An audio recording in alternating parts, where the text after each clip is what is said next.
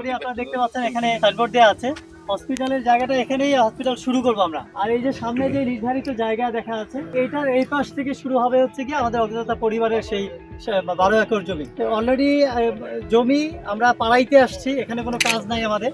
এখানে আলটিমেটলি যেই কথাটা সকাল থেকে বললাম আপনাদের, ওইটার বাস্তবতাটা দেখানোর জন্য, এছাড়া আমাদের আর কোনো স্পেশাল এখানে ওয়ার্ক নেই। বাস্তবটা হচ্ছে, আর এই আমরা যেখানটা ঢুকলাম এখানে প্রায় 10 বিঘা জমি, 10 একরের মতো জায়গা অলরেডি প্লট সেল হয়ে গেছে।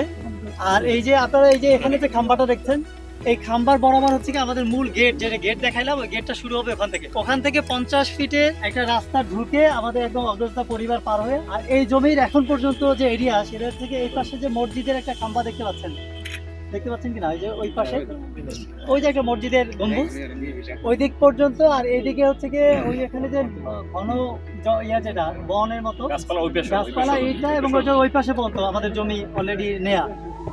তো এই পুরো বিলটা এখন পর্যন্ত হাতের ভিতরে আছে। এখানেই আমাদের অগ্রযাত্রা পরিবার, অগ্রযাত্রা ড্রিম সিটি এটা হবে।